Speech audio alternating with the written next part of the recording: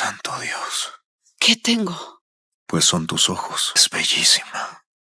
¿Estoy muerta?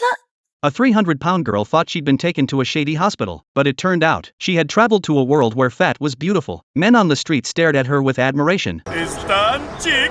Freaked out, she picked up her pace and accidentally crashed into a stretch limo. A domineering CEO jumped out of the car, eagerly asking if she was hurt. She was about to get angry, until she realized it was her boss, William. But for some reason, William wasn't disgusted with her like yesterday. His eyes were full of affection he couldn't hide, and he insisted on giving her a ride. She couldn't believe her ears. No one had ever treated her this way. Moments later, they returned to the same alley. Once a messy back street, now it was clean and glowing, with flowers filling the air with the sweetness of love. William wrote his number on a flower petal, and gently handed it to her, saying she could call him anytime. It was like a dream she never dared to dream. The cliché of the CEO falling for Cinderella was now happening to her, and the surprises didn't stop there. When she got home, she was completely stunned. Her tiny, shabby apartment had turned into a 500-square-meter luxury home. The fridge was stuffed with her favorite ice cream, and the closet was packed with designer brands. It was like a fantasy feast, and she didn't know how to react until the neighbor appeared. That's when she realized it was all real. She felt like she'd fallen into a fairy tale and become the princess chosen by fate. Her name was Annie, once the most talented designer in the company, but because of her looks and weight, she was treated like an invisible nobody. In a world full of judgment, her only friend was George, the boy she'd grown up with. Annie didn't understand what was going on until she remembered something on the subway ride home. A man kept glancing her way. She thought love had finally arrived. Blushing, she introduced herself, but out of nowhere, the man punched her and tried to snatch her bag. That's when Annie realized he was a thief. But thanks to her 300-pound frame, the robber couldn't do a thing. She fought back and hit his weak spot, but as she turned to leave, something unexpected happened. When Annie woke up, she found herself in a world where being fat was a dream come true. She was now every man's fantasy. She returned to her old company and found everything had changed. Jack now respectfully brought her coffee. Annie was now a top celebrity designer. This world was so strange. She couldn't calm down. Faced with all this sudden change, she felt uneasy. So Annie went back to the subway station, hoping to recreate the mugging from last night, thinking it might help her return to her world. She even asked random strangers to rob her, but they thought she was crazy. As the train sped toward her, she closed her eyes, ready to take the leap. But just before it was too late, a hand reached out and pulled Annie back.